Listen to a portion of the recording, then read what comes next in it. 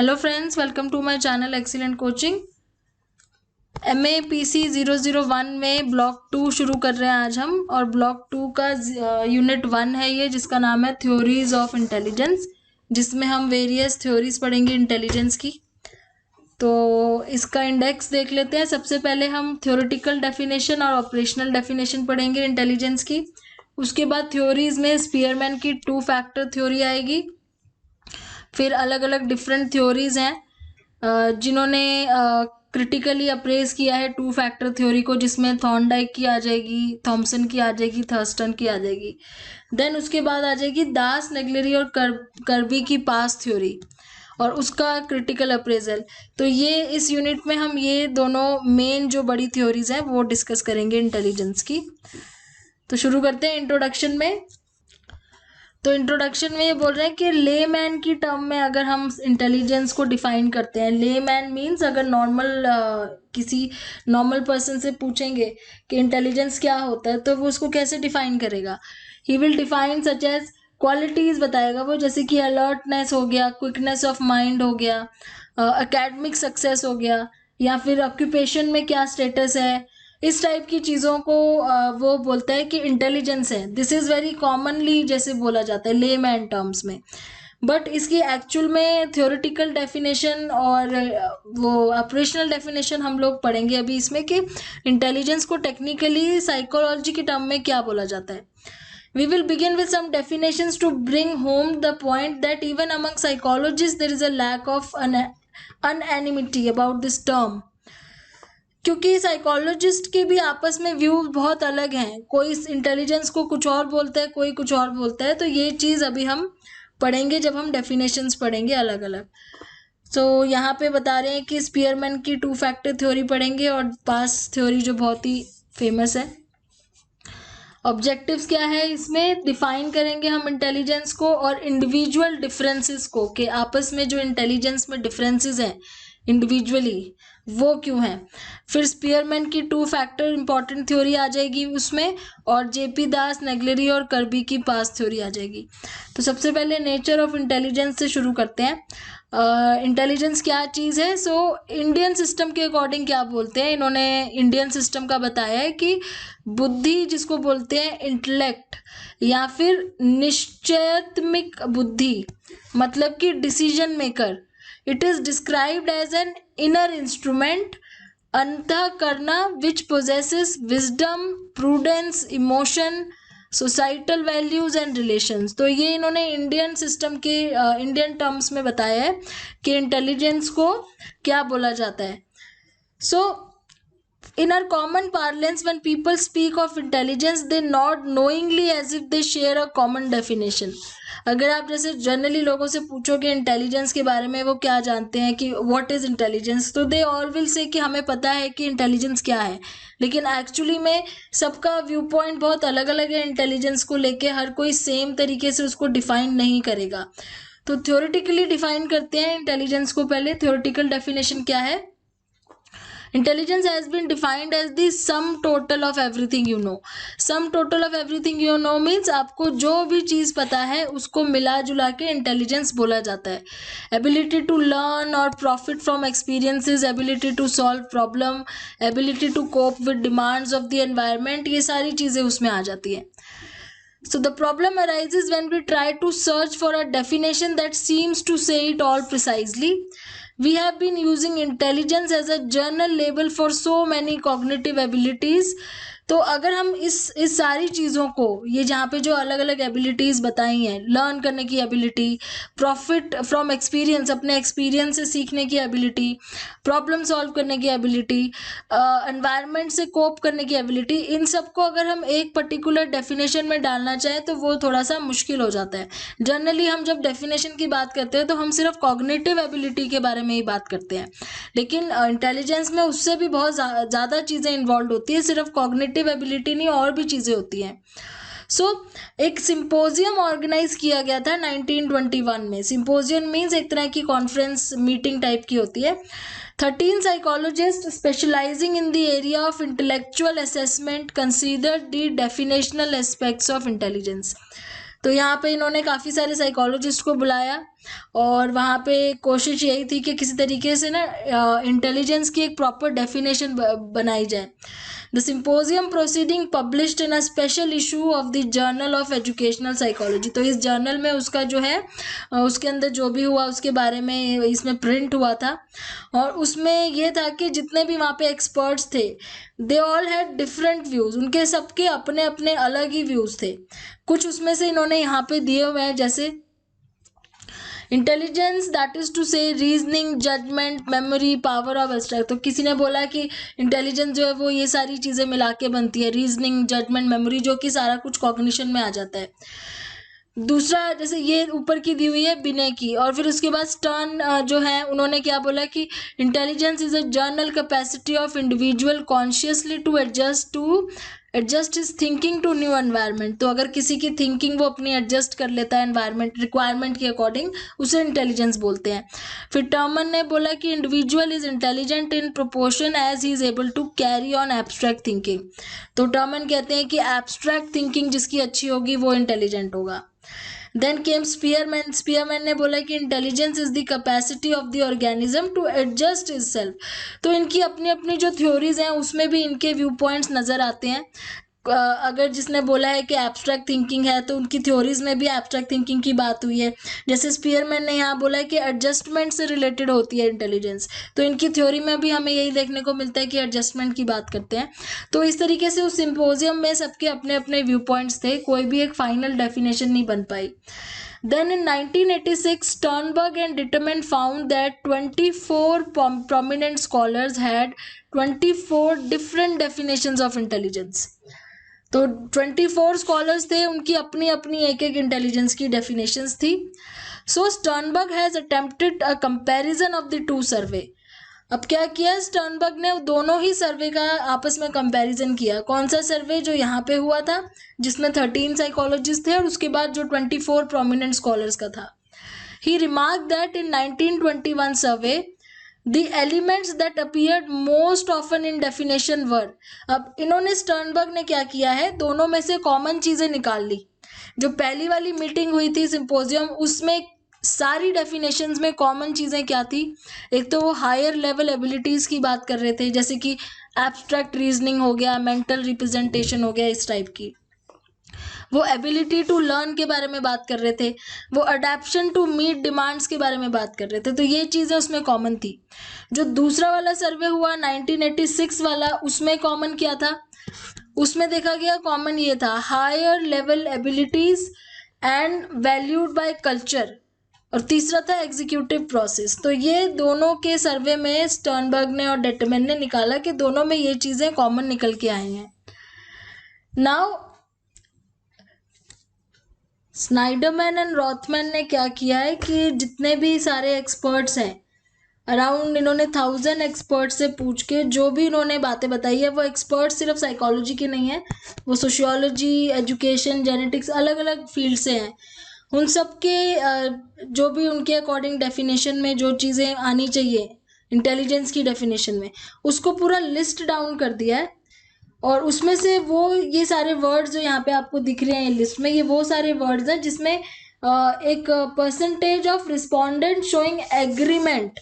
तो वो जो 13 लोगों ने जो भी उसमें रखी थी चीज़ें, उसमें से सबसे ज़्यादा लोग किस पे एग्री कर रहे हैं, तो ये इन्होंने उसके हिसाब से यहाँ पे लिखा है। जैसे एब्स्ट्रैक्ट थिंकिंग और रीजनिंग इंटेलिजेंस में आती है कि नहीं, 99.3% इस पे एग्री करते हैं कि ये आनी चाहिए। प्रॉब्लम सॉल्विंग एबिलिटी को 97.7% बोलते हैं कि ये भी इंटेलिजेंस में आता है। कैपेसिटी टू एक्वायर नॉलेज को 96% ने बोला है। जनरल नॉलेज 88%, मेमोरी अच्छी होनी चाहिए 80%। ऐसे करते करते जो लास्ट है यहाँ पे अचीवमेंट मोटिवेशन, जिसमें सिर्फ 18%, 18.9% लोगों ने ही एग्री किया है। तो ये यहाँ पे सारे वर्ड्स हैं जो इंटेलिजेंस की डेफिनेशन में आते हैं, लेकिन ज़्यादातर लोग किस पे एग्री कर रहे हैं, जो ऊपर की तरफ लिखे हुए हैं इधर। तो इस तरीके से इंटेलिजेंस की कोई भी प्रॉपर फिक्स डेफिनेशन अभी जो है वो नहीं बन पाई, क्योंकि अलग अलग व्यूज थे सबके। तो यहाँ पे कुछ डेफिनेशंस आपको लिखी हुई दिख रही होंगी, ये आप देखो। अब इन सब में कॉमन क्या है, जो भी डेफिनेशंस हैं अलग अलग लोगों की, उसमें से सबसे ज़्यादा जो कॉमन इन्होंने लिया है, एक तो अडेप्टेशन। अडेप्टेशन को बहुत इंपॉर्टेंस मिली है कि कैसे हम अपने एनवायरनमेंट के साथ अडेप्ट करते हैं। Ability to modify one's behaviour, मतलब अपने बिहेवियर को अकॉर्डिंग टू एनवायरनमेंट कैसे चेंज कर पाते हैं। तो जो लोग बहुत रिजिड होते हैं, जो अपना बिहेवियर नहीं बदलते हैं एनवायरनमेंट के अकॉर्डिंग, जैसे बहुत ही सिंपल एग्जांपल देके समझा रही हूँ, जैसे आप घर में जैसे बिहेव करते हो और आप अपने ऑफिस में या स्कूल में जैसे बिहेव करते हो, वो दोनों चीज़ें बहुत अलग हैं। तो अगर कोई पर्सन नहीं अपना बिहेवियर बदलता है, वो घर में भी वैसे ही बिहेव करता है जैसे वो ऑफिस में, या ऑफिस में वैसे कर रहा है कि जैसे वो घर में करता है, तो अगर वो इस तरीके से अपने एनवायरनमेंट में अडेप्ट नहीं कर पा रहा, तो वो एक तरीके से इंटेलिजेंट नहीं है। तो यहाँ पे अडेप्टेशन को इन्होंने बहुत ज़्यादा इम्पोर्टेंस दिया है कि जो पर्सन अपने बिहेवियर को चेंज कर सकता है अकॉर्डिंग टू द एनवायरनमेंट, वो बहुत इंटेलिजेंट है। और जो सेकंड चीज़ इन्होंने बोली है बहुत इंपॉर्टेंट है, वो है ability to think abstractly using symbols. तो जब हम एब्स्ट्रैक्ट थिंकिंग कर लेते हैं, एब्स्ट्रैक्ट मीन्स कुछ ऐसा सोच लेते हैं जो हमने कभी देखा नहीं है, अगर हम उस चीज़ के बारे में भी सोच लेते हैं, अपनी प्रॉब्लम सॉल्व करने के लिए कुछ ऐसे सॉल्यूशंस निकाल लेते हैं जो हमने कभी सुने ना हो, कुछ नया सोच लेते हैं, तो वो भी एक इंटेलिजेंस के अंदर ही आएगा। The ability to acquire new information, नई चीज़ें सीख पाना, लर्न कर पाना, अपने खुद के एक्सपीरियंसेस से सीख लेना, जैसे बोलते हैं ना अपने ही एक्सपीरियंसेस से सीख के गलती नहीं करना नेक्स्ट टाइम, तो वो चीज़ भी बहुत इंपॉर्टेंट एलिमेंट मानी गई है इंटेलिजेंस में। तो यहाँ पे मतलब 3 चीज़ें इन्होंने इंपॉर्टेंट ली हैं, एक अडेप्टेशन, एक एबिलिटी टू थिंक एब्स्ट्रैक्टली, और तीसरी है टू एक्वायर इंफॉर्मेशन, मतलब टू लर्न। तो इन तीनों को इन्होंने बोला है कि एक इम्पॉर्टेंट टर्म है जो तीनों इंटेलिजेंस की डेफिनेशन में आनी चाहिए। फिर आती है operational definition of intelligence. Operational definition का मतलब होता है कोई ऐसी चीज़ जिसको हम एक्चुअली में यूज़ कर सके, मेजर कर सके। तो कुछ इस तरीके से इंटेलिजेंस को डिस्क्राइब करो जिसको हम टेस्ट करके देख सकें, उसको हम मेजर करके देख सकें। तो Boring operationally defined that intelligence is what intelligence test measure. तो उन्होंने बोला कि इंटेलिजेंस टेस्ट जो भी मेजर करेंगे उसी को हम इंटेलिजेंस मानेंगे। तो ये जो ऑपरेशनल डेफिनेशन है, क्योंकि यहाँ पे ये मेजरमेंट की बात कर रहे हैं, so you may notice that this operational definition sidesteps the thorny conceptual problem of coming to grip with the true nature of intelligence। तो यहाँ पे क्या है कि ये डेफिनेशन जो है वो इतनी ज़्यादा परफेक्ट नहीं मानी गई है, क्योंकि इसमें एक्चुअली नेचर ऑफ इंटेलिजेंस के ऊपर बात नहीं हो रही है, ये सिर्फ इतना बोला जा रहा है कि जो मेजर करेंगे वही इंटेलिजेंस मानी जाएगी। So most intelligence tests have been constructed with the assumption that intelligence is some kind of general attribute, more or less, of which exist in everyone and which determines how an individual will be able to deal with the problem situation। अब क्या है कि major करने की बात हो रही है क्योंकि ऑपरेशनल डेफिनेशन की बात है यहाँ पे। तो जितने भी इंटेलिजेंस टेस्ट बनाए गए हैं वो एक तो ये मान के चलते हैं कि इंटेलिजेंस जो है ना वो सबके पास है, जर्नल एट्रीब्यूट है, जर्नल मीन्स सबके पास है। दूसरा ये कि किसी के पास कम होता है, किसी के पास ज़्यादा हो सकता है, लेकिन वो सबके अंदर एग्जिस्ट करता है। और वो कैसे हम देख सकते हैं, किस तरीके से लोग अपनी प्रॉब्लम को सॉल्व करते हैं, उससे पता चल सकता है कि उनके अंदर कितनी इंटेलिजेंस है। अब इसका हिस्टोरिकल पर्सपेक्टिव क्या था, क्योंकि इंडिविजुअल डिफरेंसेस की बात यहाँ पे आ रही है। कैसे आ रही है, क्योंकि अभी हमने यहाँ बोला कि मोर और लेस। तो मोर और लेस मतलब क्या, किसी में ये चीज़ ज़्यादा है इंटेलिजेंस, किसी में कम है। तो वहीं पे आ जाती है बात इंडिविजुअल डिफरेंसेस की और उनकी एबिलिटीज़ की।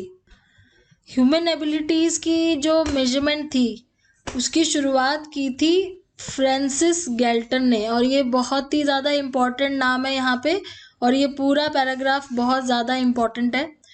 तो फ्रांसिस गैल्टन जो कि चार्ल्स डार्विन के कज़न थे। चार्ल्स डार्विन आप जानते हो, उन्होंने ओरिजिन ऑफ स्पीशीज़ के बारे में बात की थी। तो उनके कज़न थे फ्रांसिस गैल्टन, जिन्होंने शुरुआत की थी ह्यूमन एबिलिटीज़ को मेजर करने की।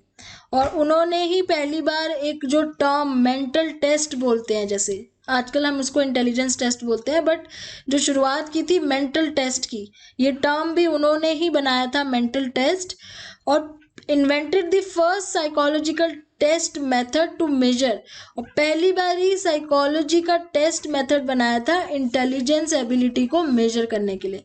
तो इसलिए ये नाम बहुत इंपॉर्टेंट है, फ्रांसिस गैल्टन, जिन्होंने पहली बार जो टर्म दी थी मेंटल टेस्ट, और पहली बार साइकोलॉजिकल टेस्ट बनाया था इंटेलिजेंस और ह्यूमन एबिलिटी को टेस्ट करने के लिए। उसके बाद इन्होंने पहली लैब लंदन में, first test laboratory in London in 1882 में सेटअप की थी, जहाँ पे उनके पास काफ़ी सारे साइकोलॉजिकल टेस्ट थे। Battery of psychological test means उनके पास काफ़ी सारे टेस्ट थे जो कि मतलब हम जैसे फीस दे के वहाँ पे अपना टेस्ट करा सकते थे। So each visitor could take a battery of psychological test on a fee paying basis। तो जिसको अपना टेस्ट कराना है इंटेलिजेंस का, वो उस लैब में जाके फीस दे के अपना इंटेलिजेंस टेस्ट करा सकते थे। उनको किस चीज़ पे टेस्ट किया जाता था? उसमें जैसे height, weight, breathing power, strength of pull, hearing, sight, colour sense, ये सारी चीज़ें थी। मतलब इसमें सिर्फ साइकोलॉजिकल नहीं, फिजिकल भी था। तो फिजिकल और सेंसरी दोनों टेस्ट इन्वॉल्व थे। गैल्टन को ये लगता था कि जो साइकोलॉजिकल ट्रेट है वो भी हम इनहेरिट कर सकते हैं। इनहेरिट मतलब अगर हमारे पेरेंट्स में वो चीज़ होगी तो हमारे अंदर भी वो आ जाएगा। प्लस इन्होंने स्टैटिस्टिक्स में भी एक बहुत इंपॉर्टेंट कंट्रीब्यूशन दी थी, कोरिलेशन मेथड डेवलप करके, जो कि अब हमेशा ही किसी भी रिसर्च में यूज़ होता है, कोरिलेशन मेथड। तो इन्होंने वो मेथड भी डेवलप किया था।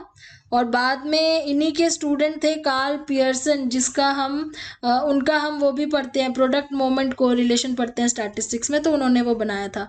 तो एक तरीके से पूरी जो शुरुआत ही हुई थी इंटेलिजेंस टेस्टिंग की, वो यहीं हुई थी।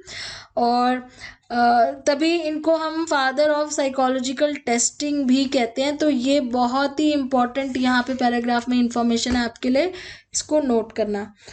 फिर आगे चलते हैं। इसके बाद क्या हुआ, अल्फ्रेड बिने आए, क्योंकि ज़्यादातर लोगों को यही पता है कि जो इंटेलिजेंस टेस्टिंग की शुरुआत की थी वो अल्फ्रेड बिने ने की थी, बट एक्चुअली इन्होंने करा था जो इंटेलिजेंस के लिए इनको एक फ्रेंच गवर्नमेंट ने काम दिया था। एक स्कूल था, उसमें इन्होंने मेंटली डेफिशिएंट बच्चों को आइडेंटिफाई करने के लिए बोला गया था। इनको मेंटली डेफिशिएंट मतलब जिनको हम आज के टाइम पे वीक स्टूडेंट्स बोलते हैं।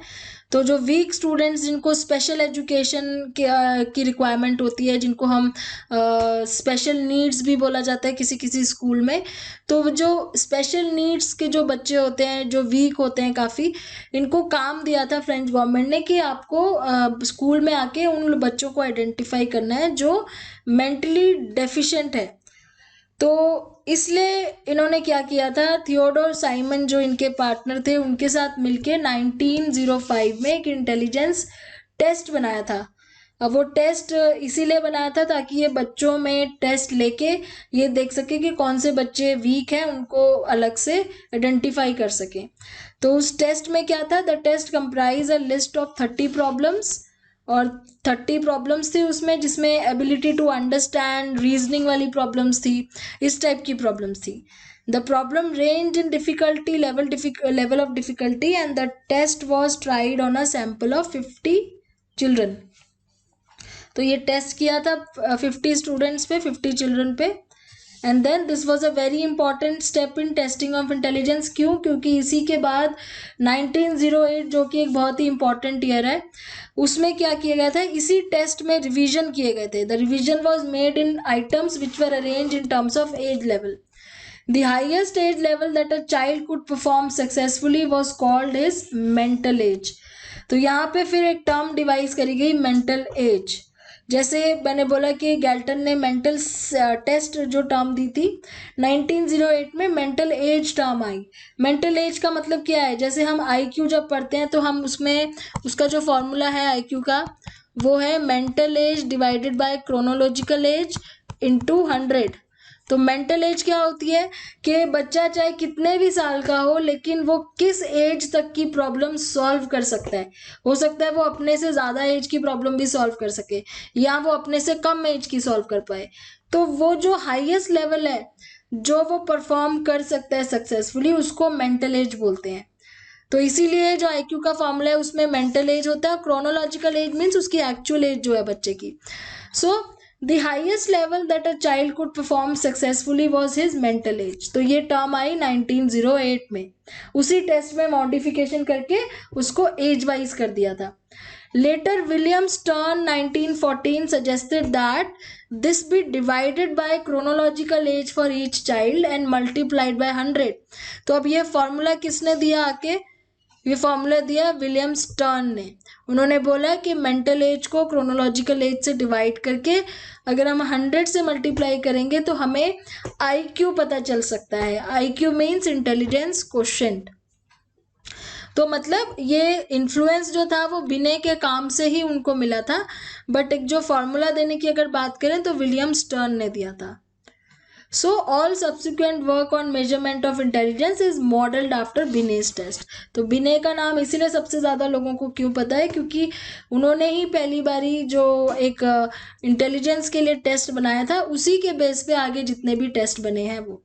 तो इसके आगे अब सेल्फ असेसमेंट क्वेश्चंस हैं जो आप देख सकते हो, जिसमें आपने बताना है कि लेमन कैसे डिफाइन करेगा इंटेलिजेंस को, और वो कॉमन फैक्टर्स कौन से थे जो 1921 के सिंपोजियम में 13 एक्सपर्ट्स ने लिखे थे. उसके बाद वो लिस्ट पूरी बतानी है जो स्नाइडरमैन एंड रॉथमैन ने लिखी थी 1000 एक्सपर्ट से एग्रीमेंट से. एंड ऑपरेशनल डेफिनेशन लिखनी है, एंड देन इंडिविजुअल डिफरेंस का ब्रीफ अकाउंट देना है. तो अब आगे हम करेंगे नेक्स्ट वीडियो में. Thanks for watching.